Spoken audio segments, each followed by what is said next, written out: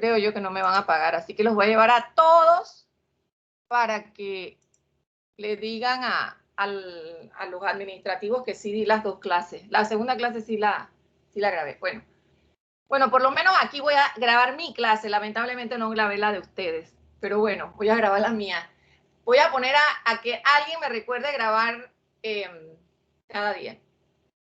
Bueno, vamos a ver si empezamos. Nuestra charla de hoy es el abordaje de urgencias en el paciente con compromiso cardiopulmonar, o sea, atención cardiopulmonar, el abordaje de urgencia o de emergencia en el paciente. Una cosa que te iba a decir, el que les iba a decir a todos, Eduardo, es que cuando nosotros cardiovertimos en urgencia no sedamos, ¿sí?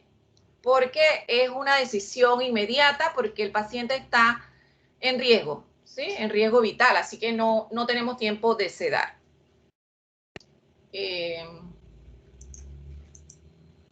Ok, ¿qué vamos a ver? Rápidamente, vamos a ver las intervenciones en paro cardiorrespiratorio. Vamos a tratar de incluir la reanimación básica y avanzada en nuestra intervención.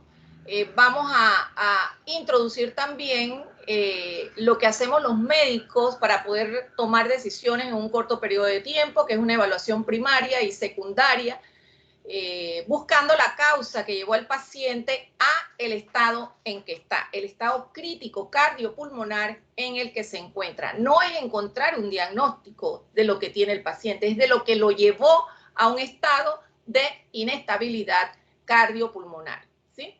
Para eso tenemos que tener conocimiento de los ritmos básicos, letales y no letales, y mire que son básicos, no los únicos.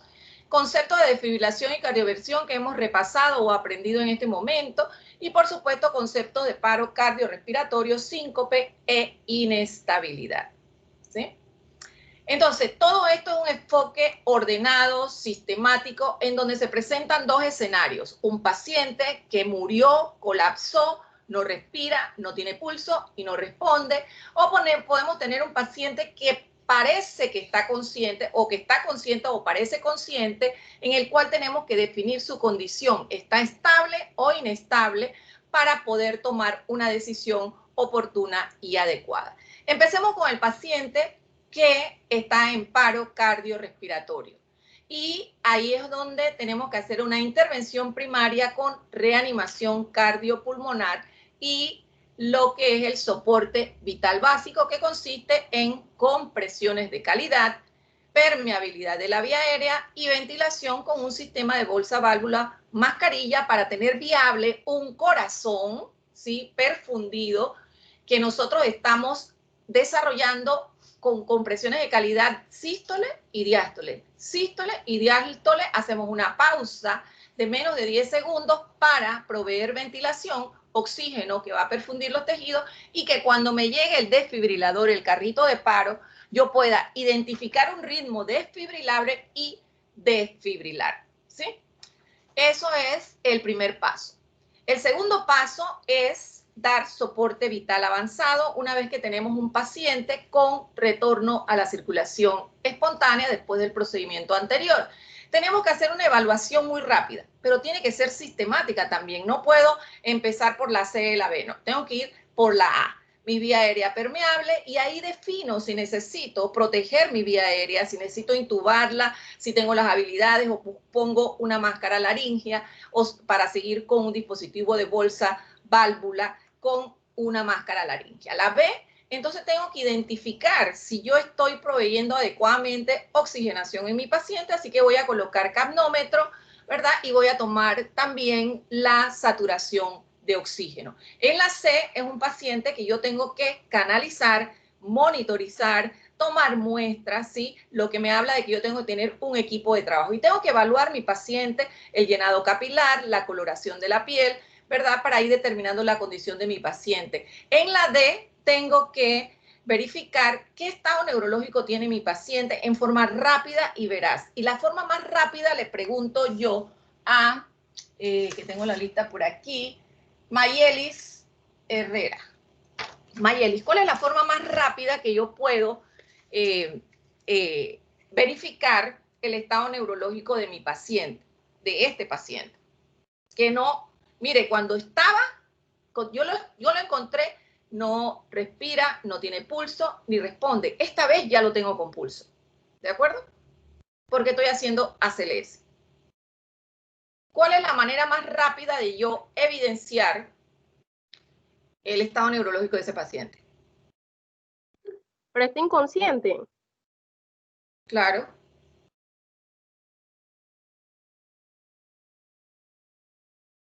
El hecho de que retorne a la circulación espontánea no quiere decir que va a despertar.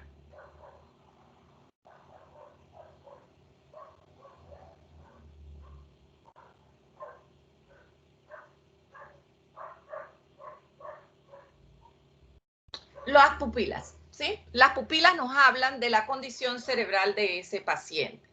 Entonces, vamos a seguir nosotros con la E, que es exposición, resguardo de la temperatura, ¿verdad? En este paciente. Y entramos rápidamente y prácticamente en una evaluación secundaria en forma simultánea y ahí tenemos que hacer una historia que dice amplia, pero realmente es dirigida a la condición del paciente y eso sí la podemos obtener y buscar las causas que llevó al paciente a esta condición con las H y las T que vamos a ver posteriormente. En este periodo donde hacemos soporte vital avanzado, vamos a utilizar medicamentos y por supuesto ya empezamos a poner tubos, los tubos que sean necesarios. Uno, los tubos de la canalización, los tubos en la vía aérea, ¿verdad? O el tubo nasogástrico, el tubo de Levin, lo que necesita el paciente y el equipo pueda el equipo tenga que intervenir. Y por supuesto, después que tenemos la recuperación y la estabilidad de este paciente, vienen los cuidados posparo. Entonces, este es un paciente que podemos encontrar estos ritmos: taquicardia ventricular sin pulso, fibrilación ventricular, actividad eléctrica sin pulso y asistolia. Y eso es lo que vamos a resolver en este paciente para llevarlo a el retorno de la circulación espontánea. Cuando el paciente está consciente, quiere decir que tenemos pulso, ¿sí? Y tenemos que determinar si está estable, inestable, identificando los signos y síntomas que nos habló muy bien Eduardo, ¿sí? Creo que los describió muy bien en la fase de cardioversión. Y las mencionamos en parte la semana pasada. En este paciente también vamos a tener intervenciones, pero esta vez vamos a iniciar desde la evaluación primaria, el ABCDE y la evaluación secundaria con una historia corta dirigida y la búsqueda de las H y las T. Y en este caso la intervención del paciente va a ser una cardioversión eléctrica o medicamentosa, porque nos estamos circunscribiendo a la afección cardiopulmonar de este paciente, ¿sí? Que puede ser porque tiene una neumonía, porque está séptico, porque tuvo un accidente de tránsito y tiene hipovolemia, ¿ve? Pero lo que tenemos que resolver primero es la parte cardiopulmonar. Estos ritmos entonces tienen pulso y son ritmos rápidos, muy rápidos o muy lentos, y por esta característica no son suficientes para generar una perfusión tisular. Entonces, ¿qué es la RCP? La RCP son una serie de acciones que mejoran la probabilidad de sobrevida del paciente al paro. Soporte vital básico nos va a mantener el flujo sanguíneo, la perfusión y, por supuesto, el transporte de los medicamentos mientras el paciente no tenga retorno a la circulación espontánea. El soporte vital avanzado no es más que la administración o el uso de tubos y medicamentos para resolver las causas que identificamos en ese paciente. Entonces, en forma resumida, el soporte vital básico consiste en evaluar, ver si el paciente responde, no respira, no tiene pulso, pide ayuda porque necesitamos un equipo de trabajo y empecemos entonces con compresiones, ventilación 30×5×2. Y por supuesto esperar el desfibrilador para identificar el ritmo y desfibrilar si es necesario. En el ACLS, como les dije, empezamos con la evaluación primaria, que es el desarrollo de la A, si el paciente respira, y si no respira, tendremos que poner un dispositivo avanzado, la pregunta que tenemos que resolver. La B es buena ventilación a través de la oximetría y la capnografía adecuada. las compresiones torácicas son de calidad, ¿sí? Entonces ponemos un monitor, vemos el ritmo y obtenemos un acceso venoso. La reacción pupilar nos va a decir si el paciente tiene algún grado de focalización, y en la exposición del paciente que le quitamos la ropa vamos a buscar si hay signos de trauma, de sangrado o alguna lesión neurológica que llevó al paciente a la situación en que está. Luego vamos a la evaluación secundaria con una pequeña historia, las H y las T, y seguimos suministrando soporte con el instrumental necesario. Entonces hay una serie de preguntas que resolver en la A, que no son nuevas para ustedes. Está la vía aérea permeable, tengo que usar un dispositivo avanzado, se ha confirmado si puse el dispositivo que está correctamente ubicado en la vía aérea, si no se ha movido por las maniobras que estoy haciendo, se ha fijado correctamente el tubo o se comprueba su colocación. En la ventilación son adecuadas las ventilaciones, se ha evaluado la saturación de oxígeno y la capnografía. En circulación hay otra serie de preguntas sencillas que son inicialmente las compresiones torácicas son eficaces, cuál es el ritmo que tengo que manejar, si tengo que desfibrilar o cardiovertir, se ha establecido el acceso venoso o intraóseo, hay retorno a la circulación espontánea, presenta un pulso estable o inestable el paciente después que hay retorno a la circulación, es necesario administrar medicamentos para el ritmo o la presión arterial, el paciente necesita líquidos y con esto estamos dando respuesta a la probable causa que llevó al paciente a esta condición. La discapacidad, entonces, como les dije anteriormente, tenemos que ver los niveles de conciencia a través de la reacción pupilar o una mnemotecnia sencilla que es ABDI, un paciente alerta con respuesta a la voz, respuesta de dolor o continúa inconsciente. Y en la exposición, al desvestir a la víctima, buscamos aquellas cosas que nos dan datos en la condición del paciente. Entonces, la historia amplia, y esto es historia patria, más los síntomas y signos del paciente. Llévatelo, por favor. Entonces, la historia amplia no es más que verificar el ambiente en donde se dieron los hechos con el paciente y también el ambiente donde yo estoy reanimando a mi paciente. Los medicamentos que consumía, las patologías que padece, la última comida cuando se dio y cuando tomó sus medicamentos, si tiene alergia y, por supuesto, incluir signos y síntomas del paciente. Las H y las T, como ya les dije, es buscar y tratar las causas, y una de las formas más rápidas de buscar causas y tratarlas es analizando un EKG de 12 derivaciones. Y las causas principales, las H, la hipovolemia, la hipoxia, los hidrogeniones o la acidosis, la hipo o hipercalemia, la hipotermia, incluir la hipoglicemia, aunque ya la excluyeron de esta lista, pero no deja de ser la causa más frecuente de trastorno del estado de alerta en un paciente que llega a urgencias, el neumotórax de atención, taponamiento cardíaco, los tóxicos, la trombosis pulmonar y la trombosis coronaria o el infarto agudo al miocardio. Entonces, esto ya lo vimos, tengo mi paciente intubado con un monitoreo adecuado de saturación y CO2 al final de la expiración, tengo mi acceso venoso y tengo mi monitor con signos vitales, veo el ritmo y puedo medicar el ritmo. Y conozco el estado neurológico de mi paciente en ese momento. Ritmo de paro, ¿qué es esto? Nombre y apellido. A ver. Taquicardia ventricular monomorfa. Esto, taquicardia ventricular polimorfa. ¿Sí? Estos son ritmos de paro, o sea, el paciente no tiene pulso y tenemos una fibrilación ventricular. ¿Sí? ¿Esto qué es? En un paciente sin pulso.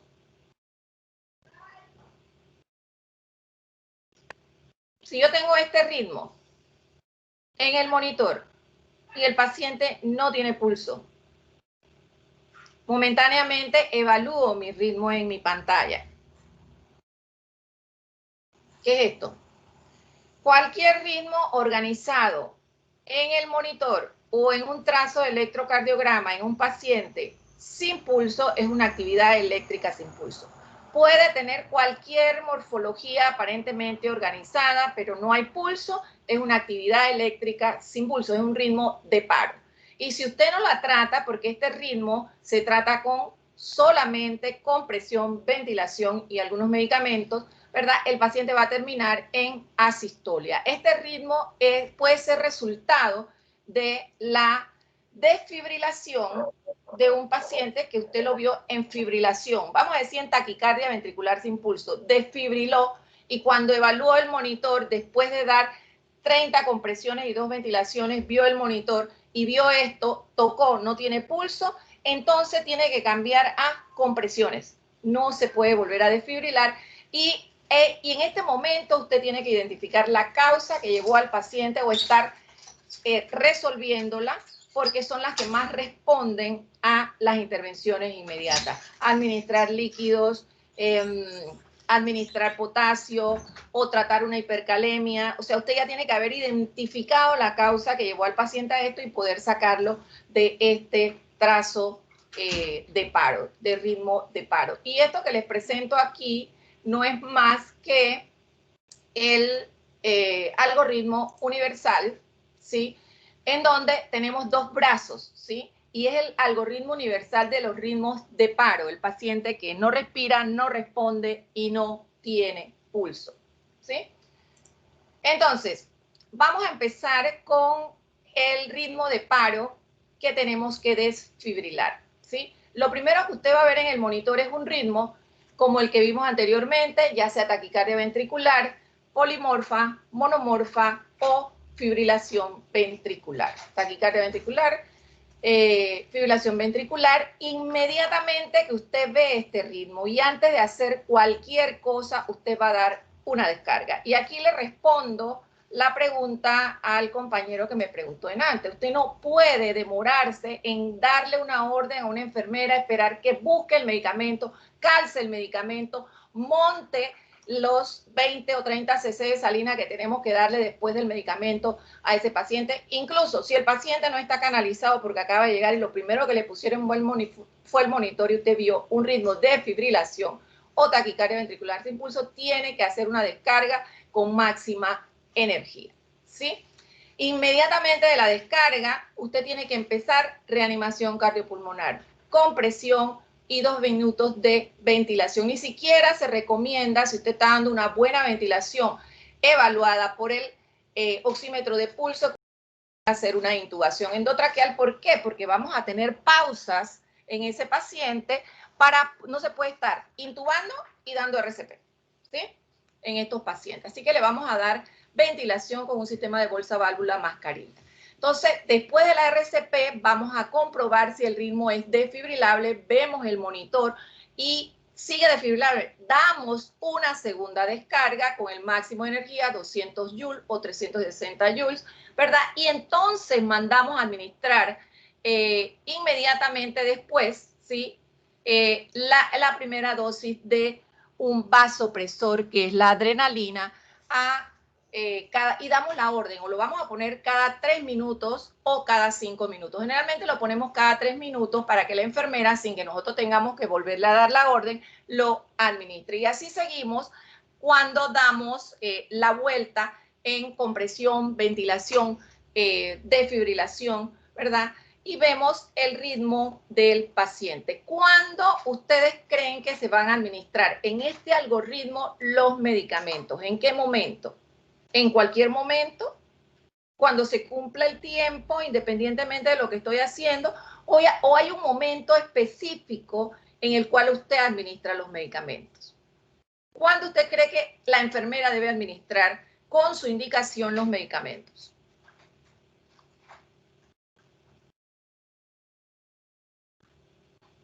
Después de comprobar si hay pulso. No, este paciente no tiene pulso todavía, por eso vas a administrar vasopresores toda la distancia o en un momento dado un antiarrítmico, y en este caso el de elección es la amiodarona, ¿sí? Que es el segundo medicamento que administramos si el paciente no sale del paro con compresiones, desfibrilación y adrenalina. Entonces administramos amiodarona 300 miligramos en bolo. Estos medicamentos se tienen que administrar durante el periodo en que estamos realizando compresiones de calidad. ¿Por qué? Porque las compresiones que le estamos dando al paciente son las que suministran sístole y diástole, o sea, el movimiento circulatorio, central y periférico lo está proveyendo las compresiones que ustedes están dando. Si usted administra medicamentos en el momento en el que el paciente le estamos dando ventilación y no estamos dando compresiones, el medicamento se queda en el brazo. Incluso puede extravasarse la vena porque usted está poniendo líquido donde todo está detenido. El paciente está en paro y va a forzar un volumen en el tercio proximal de ese vaso sanguíneo. Entonces usted tiene que administrar los medicamentos durante el periodo que hay circulación de sangre que está proveyendo la energía de los brazos de los que están dando compresiones en ese paciente.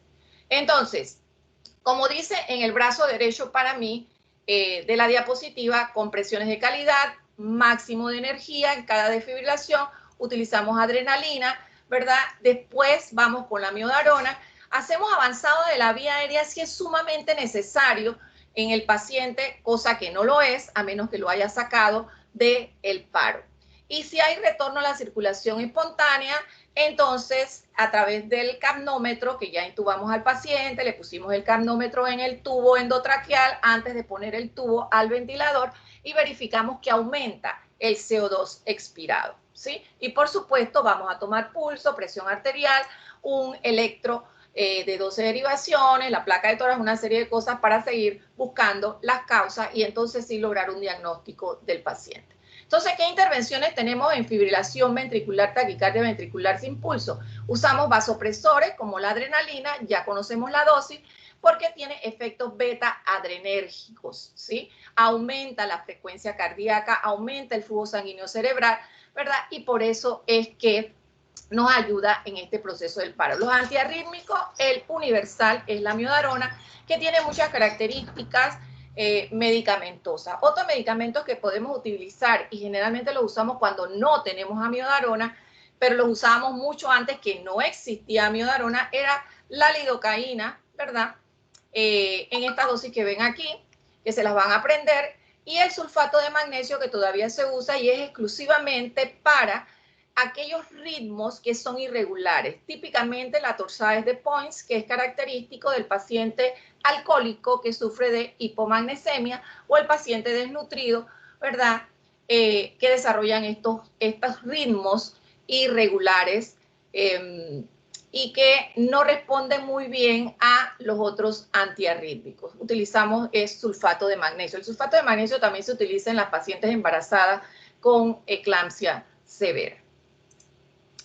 Entonces, veamos el otro brazo del algoritmo que habla de los ritmos sin pulso, pero que no son desfibrilables. Y son la asistolia y la actividad eléctrica sin pulso que se manejan básicamente con RCP y adrenalina cada 3 a 5 minutos. Y este es un ritmo, principalmente la actividad eléctrica sin pulso, en donde usted tiene la obligación de ver si el paciente ha caído en la condición que está porque está perdiendo volumen, porque tiene un desequilibrio electrolítico severo, porque tiene una hipoglicemia extrema, porque tiene un infarto agudo al miocardio. ¿Ve? Entonces, usted tiene que ir corrigiendo, o tiene un tromboembolismo pulmonar, tiene que ir corrigiendo la causa en estos pacientes. Generalmente, la causa principal de estos estados súbitos en el paciente son la hipovolemia y la hipoxemia severa, ¿sí? Por alguna razón que cayó el paciente, no es su patología, su compromiso vital, su diagnóstico, pero cayó en hipoxia, ¿sí? Cayó en hipoxia y cayó en paro.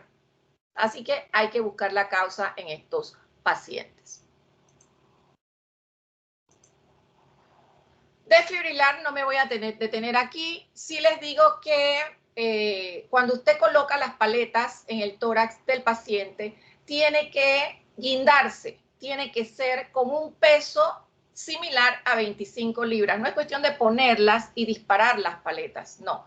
Tiene que tener una presión sobre las paletas de más o menos 25 libras, 12 kilos, para poder que la descarga sea efectiva. Generalmente lo que hacemos es que ponemos un banquillo y cuando se va a dar la descarga, que todo el mundo se aleja, la persona se guinda, se trepa, se pone todo su peso sobre las paletas que se descargan simultáneamente.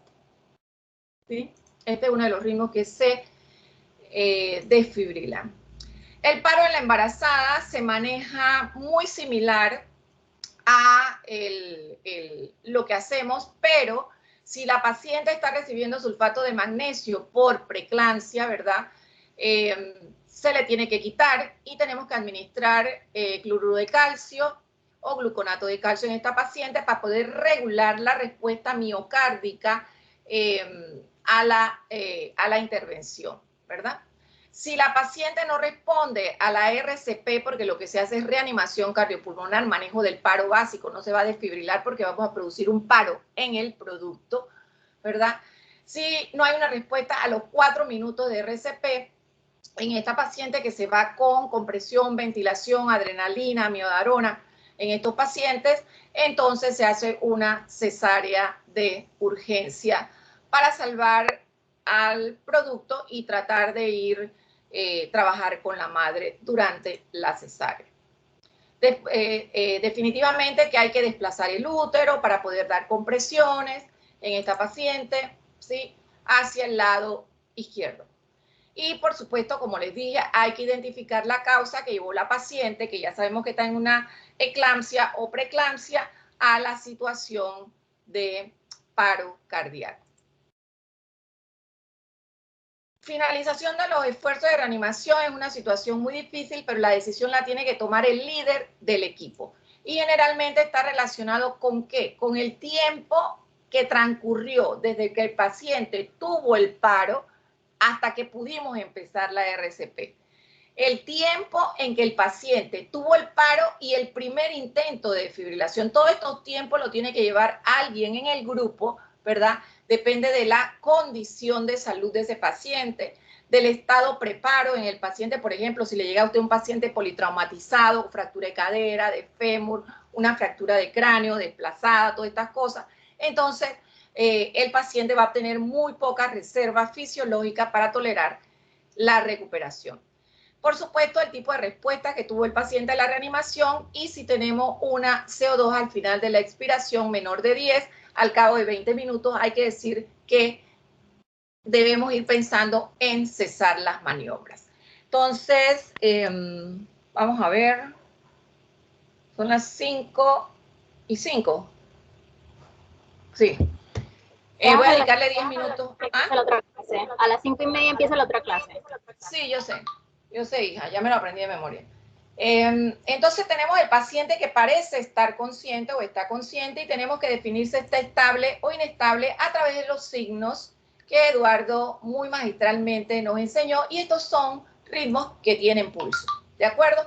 Entonces, esto lo vimos en la clase anterior, la evaluación primaria, secundaria y buscamos signos de esfuerzo del trabajo respiratorio, tenemos que evaluar un electro, la presión sanguínea y establecer pues el acceso venoso. Ritmos lentos, ¿sí? Bradicardia y típicamente los bloqueos.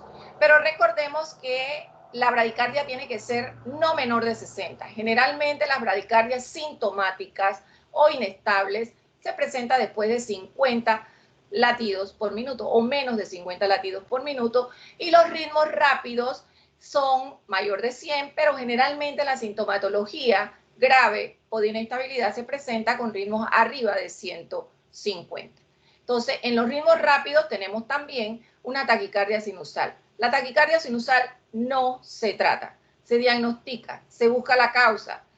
Dígame rápidamente, a ver, Whitney, una causa de taquicardia ventricular que no vas a tratar dramáticamente con un cardiovertor, por ejemplo, ni con un medicamento.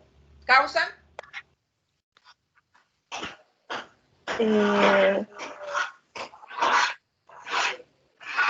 Alguien que me diga una causa de taquicardia sinusal, o sea, que está arriba de 100, 125.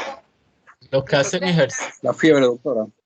La fiebre, el ejercicio, el embarazo, el estrés, ¿sí? Nos produce un ritmo, a muchos de nosotros, arriba de 100. Entonces, tomamos agüita, tomamos acetaminofén, tomamos aire, ¿sí? Pero no vamos a medicarnos con amiodarona, con adenosina, con nada de eso, para mejorar esto, ni mucho menos lo vamos a cardiovertir. Entonces, el médico tiene que hacer el diagnóstico correcto de qué tratar y cuándo tratar. Sin embargo, la taquicardia supraventricular hay que tratarla, la taquicardia ventricular con pulso, monomorfa y mucho más la polimorfa, el flóter auricular y la fibrilación auricular de reciente diagnóstico, porque hay fibrilación auricular crónica que se trata con digoxina crónicamente y nunca se va a mejorar ni revertir, ¿sí? Bloqueo, repaso, AB completo, un PR mayor de 0.20, aquí lo vemos en rojito, constante. Los bloqueos AB de primer grado no requieren intervención ni seguimiento, es constante, es una variante de esa persona. El bloqueo AB de segundo grado, tenemos dos, tipo 1 o Weckenbach o Movitz 1, que hay una prolongación, y lo vemos desde aquí, una prolongación progresiva del PR hasta que una onda P no se transmite. Así que no va a haber QRS. Y este tampoco se trata, no tiene ningún grado de inestabilidad progresiva, a diferencia del tipo 2 o Movitz 2, en donde el PR es prolongado constante, ¿sí? Vean aquí, mayor de 0.20 en todos estos cuadritos, y de repente deja de haber una onda P que no se transmite, así que no va a generar un ciclo completo de despolarización ventricular. En este paciente se rompe el ciclo, y esto lo puede hacer cuando le da la gana. Así que hay cierto grado de inestabilidad y puede terminar, cuando es avanzado, en un bloqueo AB de tercer grado que se caracteriza por un ritmo auricular independiente de un ritmo ventricular. En este caso les presento lo más típico, que es el ritmo auricular, ¿sí? Es constante, como ustedes ven, pero independiente, ¿por qué? Miren, una P sin QRS, otra P sin QRS, otra P, entonces lo hace, pero es constante, al igual que el QRS lleva su ritmo por su lado. Tenemos un corazón que no es efectivo, este paciente va a colapsar fisiológicamente, los volúmenes no se van a cumplir y el paciente puede hacer un paro. Así que esto tiene que corregir rápidamente, al igual que el Movitz 2. Algoritmos, preguntas clave. Hay síntomas relacionados al ritmo, o sea, el paciente está inestable, o los síntomas responden a el ritmo de inestabilidad. Y ahí tenemos entonces, vamos a empezar con los ritmos de bradicardia, ¿sí? Ritmos menores de 50 latidos por minuto. Y se empieza con el abordaje inicial del ABCDE. O sea, que nosotros desde el inicio vamos a identificar tratar de identificar la causa que lleva al paciente, o mejorar las condiciones del paciente, a ver si se revierte el ritmo sin necesidad de una intervención directa. Entonces, ¿qué vamos a hacer? Vía aérea, el paciente respira, me está conversando. Ok, entonces está permeable. Voy a verificar entonces mi ventilación con alguno de los aparatitos que tengo, y si es necesario, entonces administro oxígeno suplementario. Con el monitor identifico mi ritmo, ¿verdad? Y pongo mi acceso venoso, tomo mi electro de 12 derivaciones, y voy a ver si, a pesar de haber corregido la vía aérea, la ventilación, la circulación con administración de salina, mientras me llegan los laboratorios, y verifico si persiste, si el paciente está hipotenso, si entonces tiene ya un estado mental alterado, si hay signos de shock, molestia torácica, isquémica. Si no tiene nada de esto, entonces monitorizo y observo a mi paciente. Pero si lo tiene y yo identifico que el ritmo, esa frecuencia es la que me tiene al paciente con todas estas molestias, entonces lo tengo que corregir con un medicamento, y va a ser la atropina, ¿sí? La atropina en dosis de 0.5 miligramos repetitivos cada 3 a 5 minutos hasta un máximo de 3 miligramos. Si no me sirve, entonces yo le digo a la enfermera que me prepare una infusión de dopamina, ¿verdad? O de adrenalina, o considero la colocación de un marcapaso transcutáneo. Transvenoso no, porque es muy laborioso, hay que hacer algunas cosas con el paciente. Pongo uno transcutáneo, y si es necesario y me lo permite la condición del paciente, entonces recurro a la sedación. Si no, entonces se lo pongo tal cual, porque el paciente está semiconsciente y no ha respondido adecuadamente a la intervención medicamentosa. Entonces, aquí tenemos lo que es la aplicación de un marcapaso transitorio. No me voy a detener aquí porque uno de ustedes va a dar esta charla, pero sí las indicaciones son la bradicardia inestable, porque no podemos utilizar atropina en un paciente que sospechemos infarto agudo al miocardio, que no necesariamente tiene que tener la morfología usual, sino un nuevo bloqueo de la rama izquierda nos hace sospechar que hay un infarto agudo al miocardio y no podemos poner la atropina, ¿sí? Ritmo de taquicardia, ¿sí? Y aquí excluí la taquicardia sinusal, por eso la pusimos en negrito. Son todos estos, que ya los habíamos mencionado. E igualmente tenemos que identificar si están estables o inestables. Aquí tenemos un flutter, una fibrilación auricular, perdón, un flutter auricular, la taquicardia supraventricular y la taquicardia ventricular monomorfa y la polimorfa. Todos estos entonces se cardiovierten, tal cual lo vimos anteriormente, y tenemos que hacer lo mismo, evaluar la frecuencia cardíaca y estudiar si es la causa de la inestabilidad de mi paciente, viendo la vía aérea, colocando oxígeno, tomando un electro de 12 derivaciones, un monitor, ¿verdad? Tomando las muestras de laboratorio que necesita mi paciente y definir si la condición que mantiene mi paciente es debida al ritmo, ¿sí? Si el paciente tiene hipotensión, o sea que está inestable, yo tengo que cardiovertir, ¿sí? Considerar sedación si me lo permite y también evaluar mi complejo. Si es un complejo estrecho regular, trato de utilizar medicamentos como la adenosina, si no, entonces voy a cardiovertir a los joules, pues que está establecido. Generalmente cuando son complejos regulares y estrechos, empezamos a utilizar la energía más baja del cardiovertor. Tenemos que tener cuidado y ver si el QRS es ancho o estrecho, ¿sí?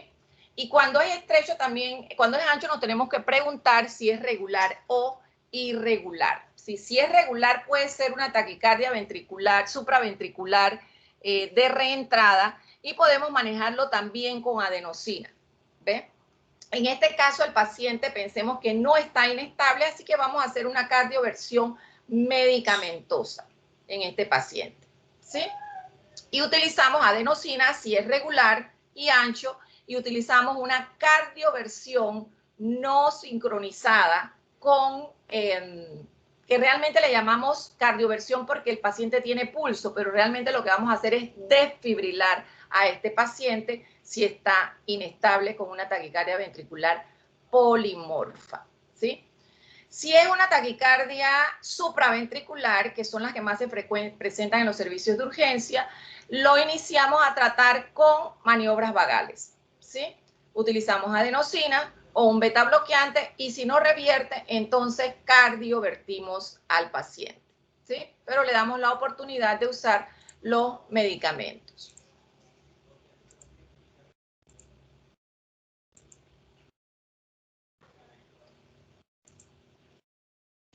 Esto es lo mismo que estábamos hablando, ¿sí? Y podemos usar sedación o analgesia si el paciente, la condición del paciente no los permite. Esto lo vamos a ver en la próxima clase. En la cardioversión, bueno, esto ya lo vimos. Y aquí vemos en el monitor la sincronización de las ondas R con el ritmo del paciente.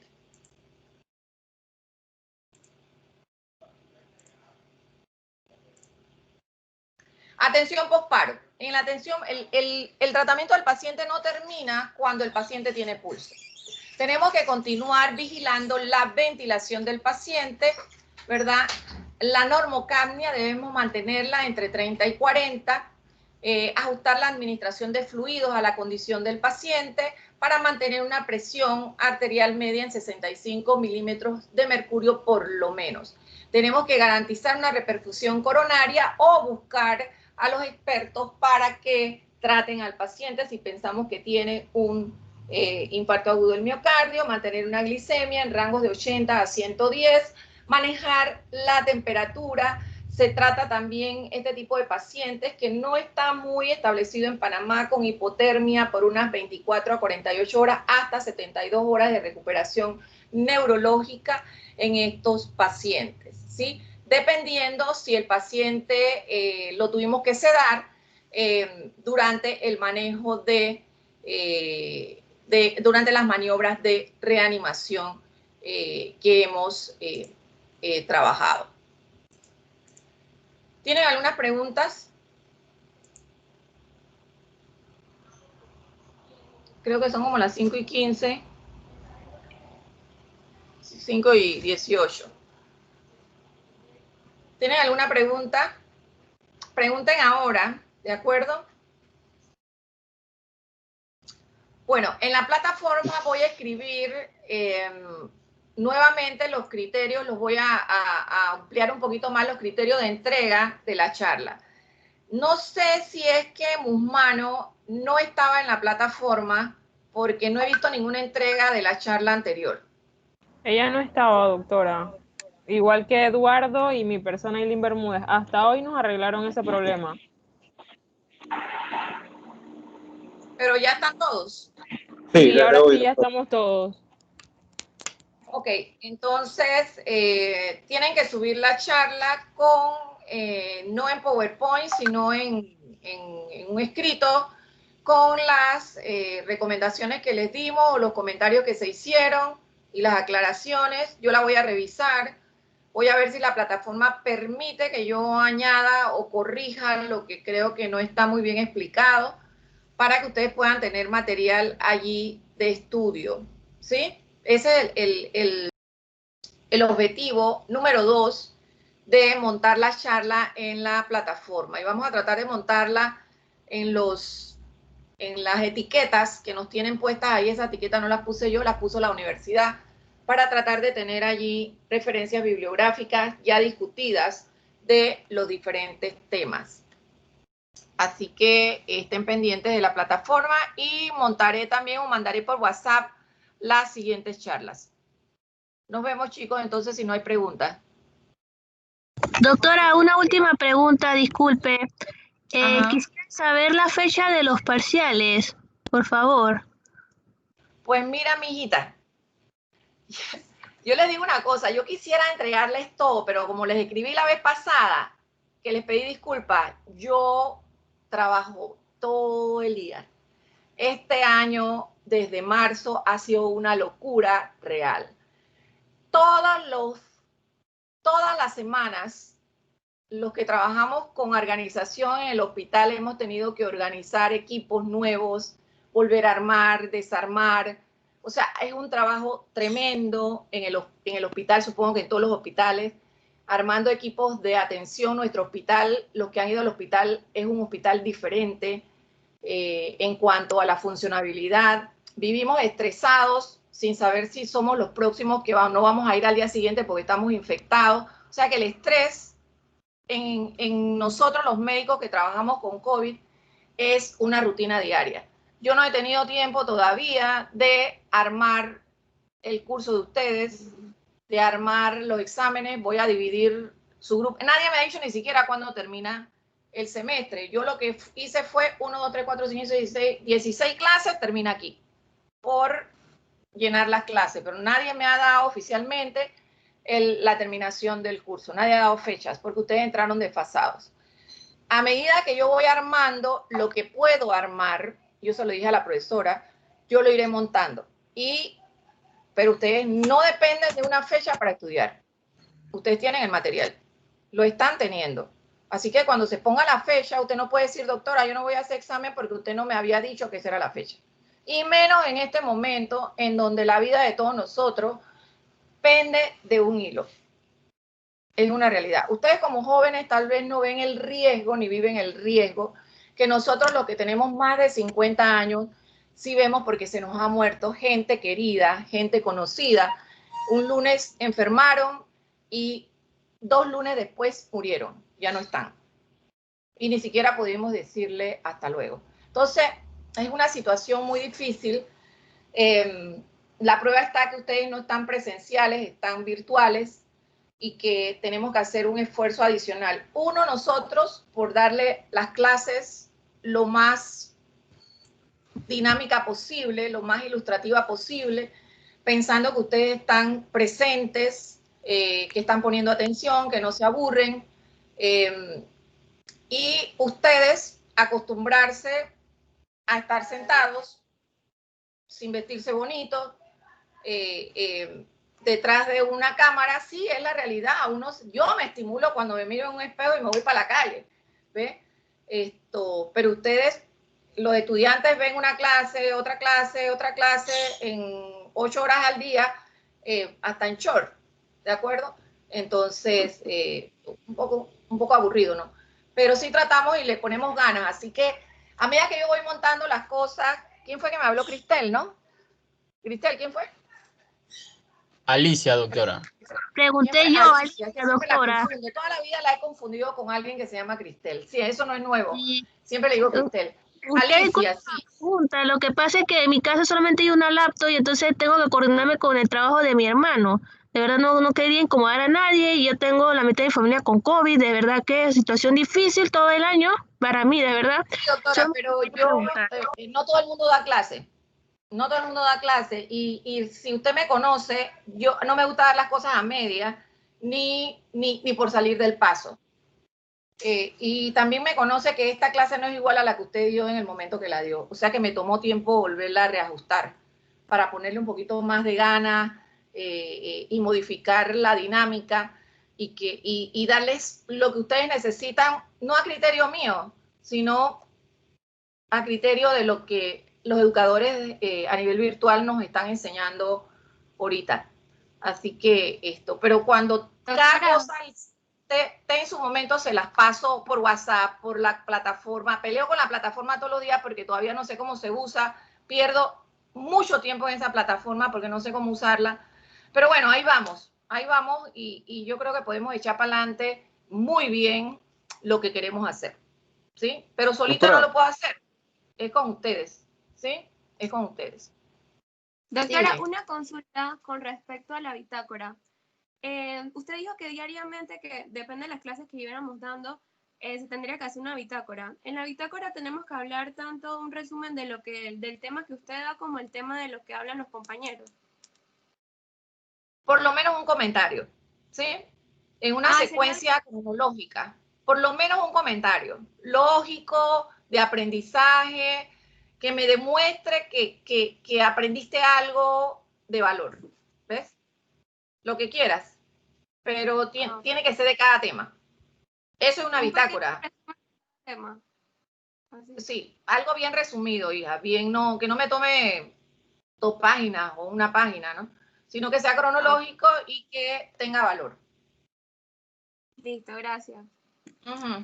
Y esas fechas también doctora, se las tengo que dar para poder repartir la bitácora. Del primer quiz me quedó una duda, doctora. Disculpe y si me puede sacar de ella. La pregunta que hablaba sobre ante eventos así de múltiples heridos en un hospital, la respuesta era que los recursos como que eran suficientes y no se agotaban. Yo creí que era enfocado como a la atención del paciente o el que tenía menos prioridad, que creo que era una de las opciones. Tendría que revisar la pregunta, doctor. El enunciado. Pues no me acuerdo. Realmente eso fue la semana pasada. Sí, pero yo no sé hubo que le tiempo la puse semana algo ahí. pasada. Ajá. Sí. Ok. La reviso y entonces hago un comentario en la plataforma, si me sale. Si no, en el WhatsApp. ¿Oíste? ¿Quién me habló? Joel Bruno, doctora.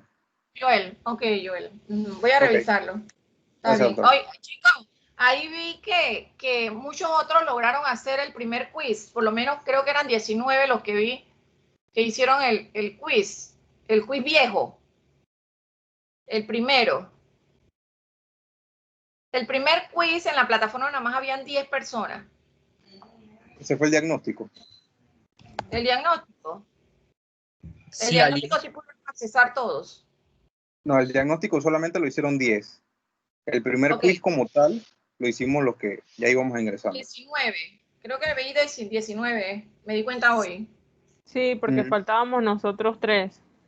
Ok, es cierto, el segundo. Y ahorita, el de ahorita nada más lo hicieron 21, el de hoy. Faltó una Creo que persona. somos todos. Somos todos porque ya todos están en la plataforma, doctora. Ya no falta ningún estudiante por... El que no lo hizo fue porque no quiso, pero todos Ok. tienen acceso. Porque antes de entrar yo fui a revisar y uno no lo hizo. Uno no lo hizo. Ok. Está bien, pues. Nos vemos, chicos, pues. Buenas Doctora. noches, doctora. Chao. Gracias, doctora. Gracias, doctora. Chao. Doctora.